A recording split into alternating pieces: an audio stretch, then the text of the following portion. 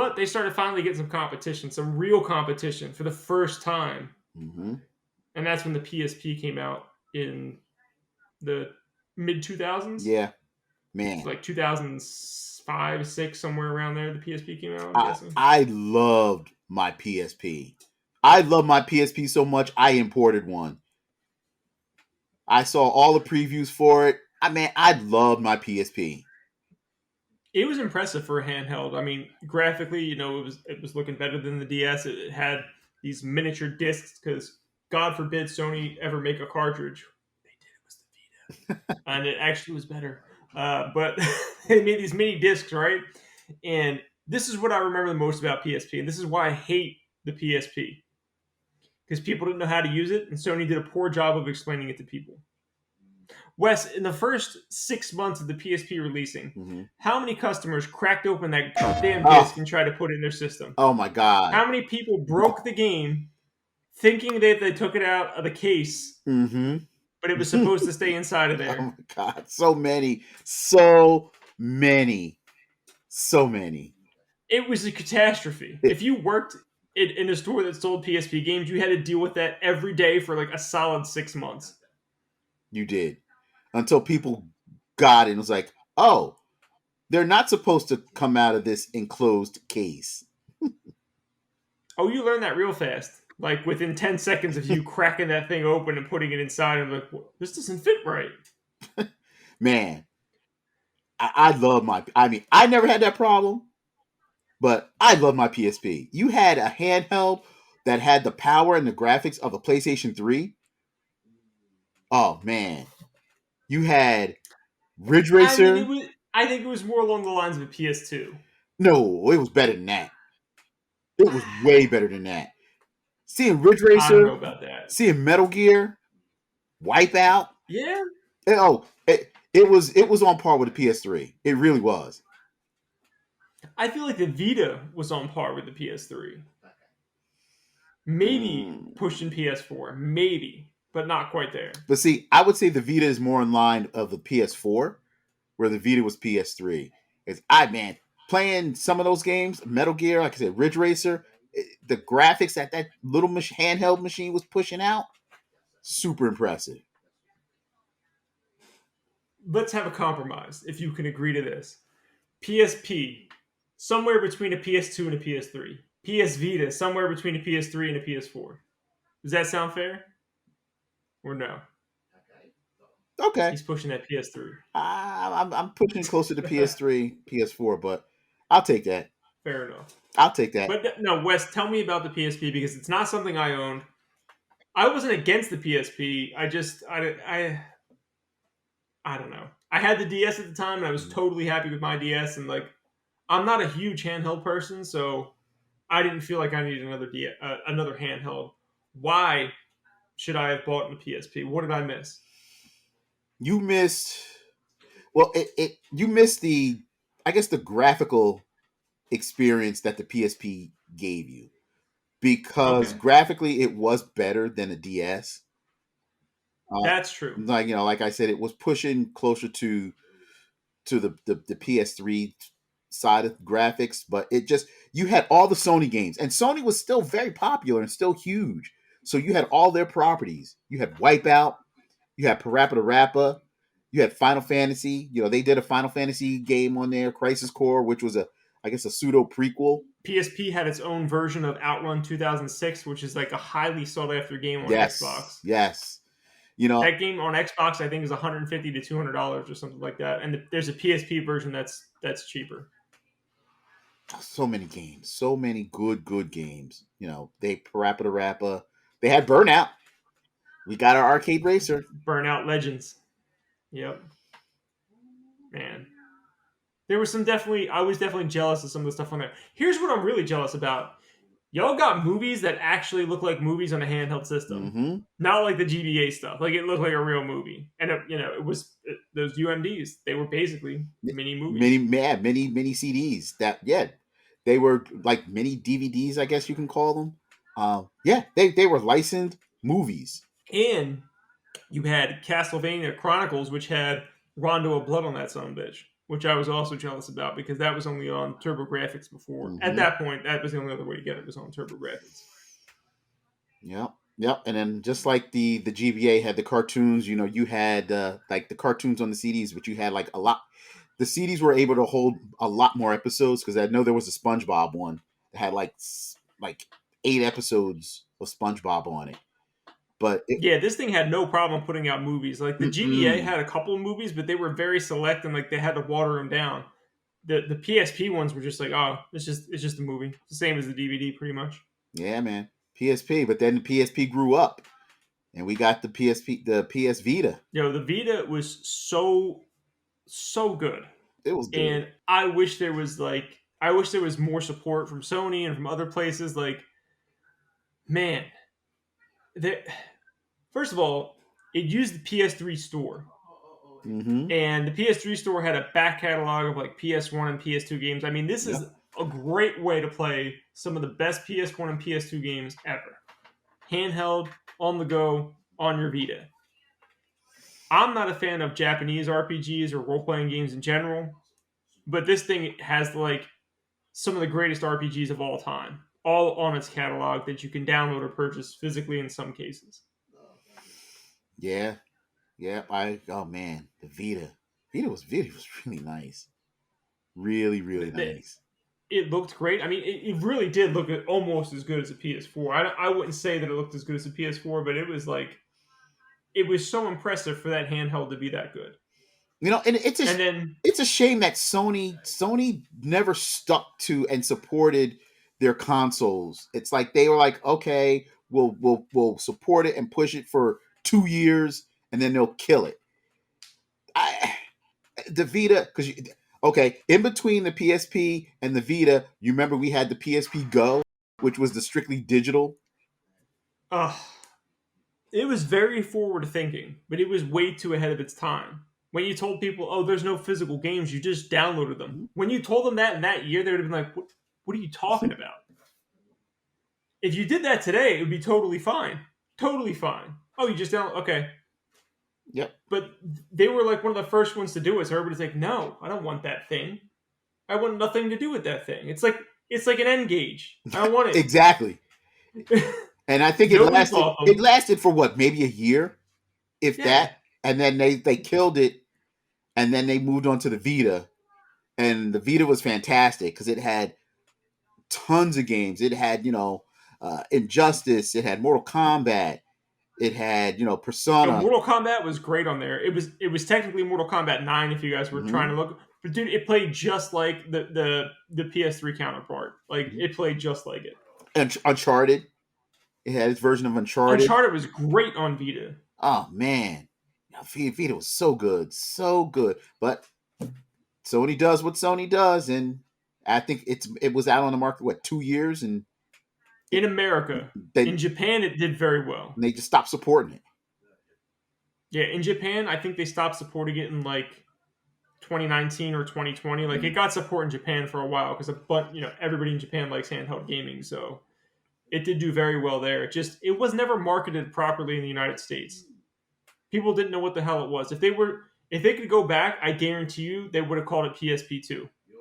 I guarantee you that's what they would have named it because Mm. people would have just understand it. Just like they named every other PlayStation with just a number at the end. Mm, mm, mm. Such a shame. Such a shame. So much potential. But now, if you guys want to collect physical Vita games, good luck because they are ridiculously expensive already. And they're only going to get more and more expensive because that library is pretty limited for the It most is. part. It is. Finally, we're going to wrap things up here with the 3DS, which is Nintendo's last handheld console? Question mark. We're going to get into that in a few minutes. But the 3DS is a console that I chose to skip out on. I chose to skip out on it because I wasn't playing a lot of handheld games at the time. I didn't have time to play any handheld games. And when they started out, man, did Nintendo stumble out of the gate for probably the first year. They didn't have crap on that system for a year. I never bought one. I wanted one because I know one of the launch games for the 3DS was Dead or Alive. And being a Mhm. fighter and a huge Dead or Alive fan, I looked at it and I'm like, okay, it's still Dead or Alive. Oh, okay, I could turn on a 3D mode. Yeah, I'll wait.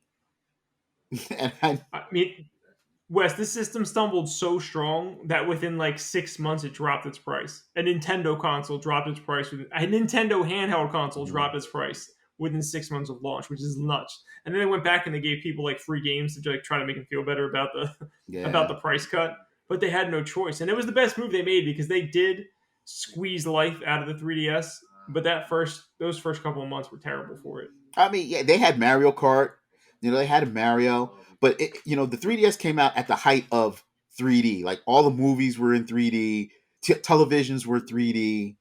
You're right. So why not a handheld 3D? So the gimmick wore off. A lot of people that wound up buying them, like we played them, but we turned 3D off because the novelty of a 3D wore out really quick. And I It think, gave me a headache. It made me kind of nauseous. I would just, when I had to play the system because I would have to test games for work. mhm, That 3D, that's the first thing I did. It was like, turn it off turn it off. every single time. And Nintendo realized it because then we got the 2DS. No 3D available. There you go.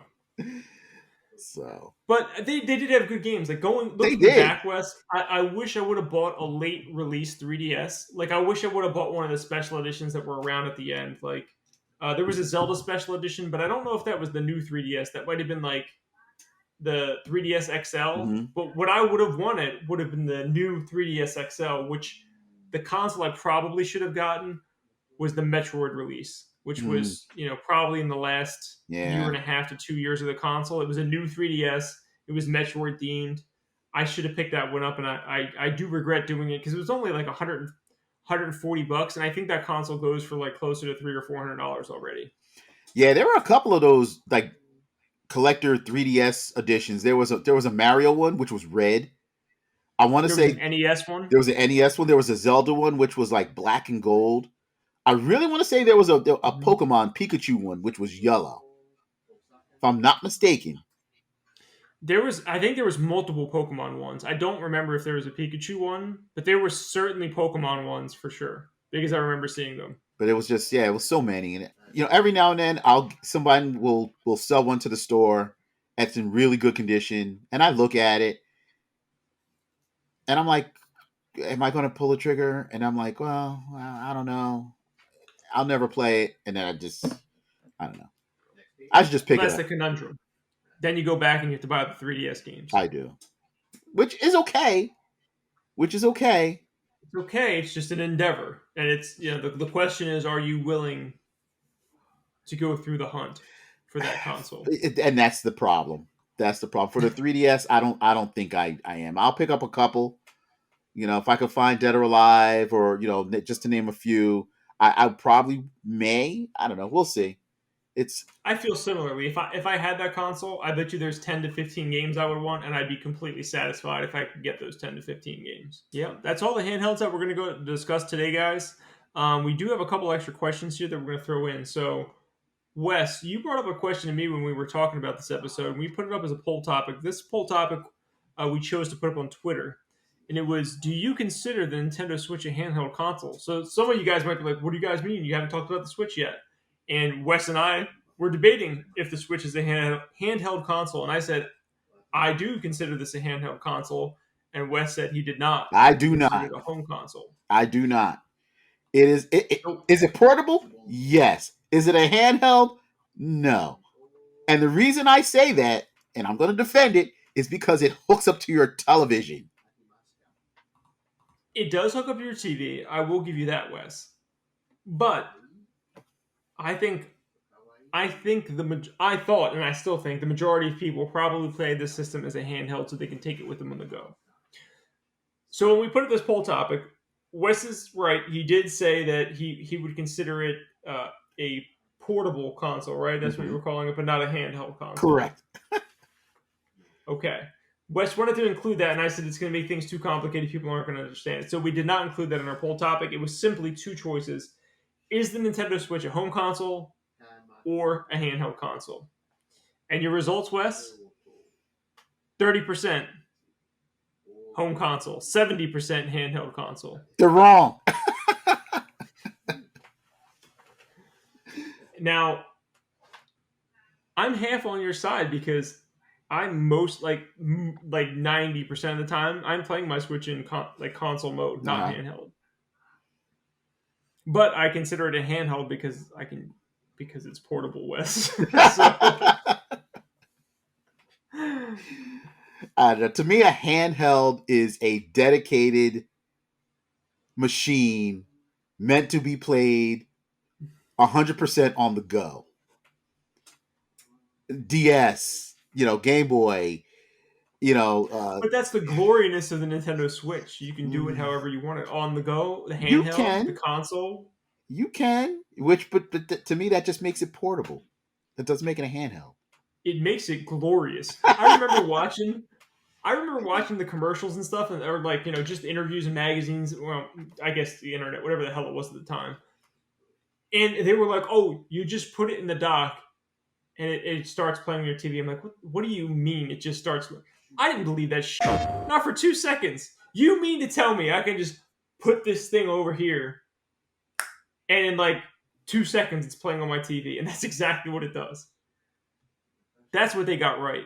And that's why everybody loves the system. If you put that thing on your TV and then you gotta like go to your TV, you Mhm. gotta start changing some influence, you gotta put this thing on, you gotta change this. Nobody would want to do it. It would be like the PlayStation VR. There's too much complicated shit to do. You can't just put the fact that you just put it on a dock, Mhm. and if you have one of those smart HDMI puts that they're called like AnyNet or something like that, it automatically comes up on your TV. Oh my god, dude. It's amazing. It's like magic. Oh, I mean, I think the Switch is a great console, but for our topic, I just don't think it's a handheld. It's a handheld because I've taken it with me on planes. Therefore, it's a handheld.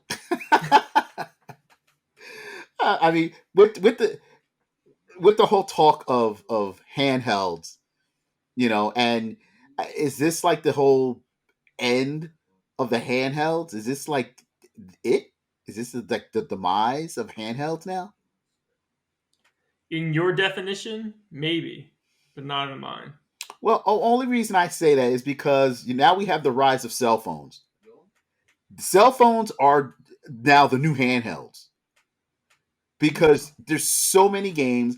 Everybody has one. Everybody plays them on the go.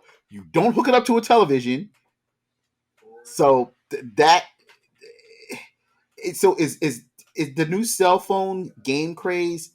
Did that kill the handheld market? No, no, that's gross. But it's the truth. Nintendo's next console will be a Switch 2.0. This thing is way too popular. It's extremely popular in Japan, so much so that if you're paying attention to anything like with the industry, the only company that's dominant there anymore is Is Nintendo. Nintendo? Sony is not the same Sony. In fact, they stopped naming Studio Japan, and now call it Team Asobi. So, if you're really paying attention, the only company that has a stronghold in Japan is Nintendo. Now, if you're looking at a bigger market, the Switch is the Switch is going to probably be on par with the Nintendo DS as far as sales goes. Now you say, oh well, they had a console and a handheld at the same time. It's never going to be like that again because once you've given people the ability to play things on the go Mhm. as well as hook up to a TV, Nintendo can never walk this back. They can be innovative in different ways, but they can never take this away from us because there will be an immediate backlash. Can you imagine going backwards, Wes? No, but there's some Do people. you think they're going to come out with the Wii 2 next year? No, well, you know what? They could come out with it. Well, no, because then we have the Switch. But the traditional handhelds, I mean, no one, all the companies are pretty much done. Like Sega's not going to do another handheld. SNK is not going to do another handheld. Sony's definitely not going to do another handheld. So what's left is your cell phone to play those same games. And the Switch. And the Switch. Whatever. Nintendo's your only hope. Please keep making handheld consoles stay alive. And for God's sake, Sony, you fucked up with the Vita. Try again. It'll be fine. It will be fine. just try again and call it PSP2, and everything will be okay. We'll buy it. We will. And people will be like, oh, it's the PSP. Not even realize that the Vita came out or was ever a thing. Man, I wish Microsoft would come out with a handheld. They do. It's called the Steam Deck. Game Pass available soon. That's what's supposed to happen, anyways. Handheld what? Handheld version? Well, the Steam Deck is supposed to allow the Game Pass to be on there, which Microsoft and them apparently already agreed to. They just need to figure it out. So you'll be able to play Game Pass on your Steam Deck, Okay. which will basically be Microsoft's handheld unit, Okay. without them having to invest in hardware, which is kind of smart. Okay. We'll see. We'll see. We will. Which leaves a huge hole for Sony to do something. If Microsoft has a way of playing games on the handheld and so does Nintendo, and you're the only ones left out in the shutter. That's the only one left, man. You made the PlayStation Vita TV. You made the PS TV for the Vita. Mm-hmm. It was ingenious, and you didn't know how to market it. Now look at the Switch. It does the same damn thing.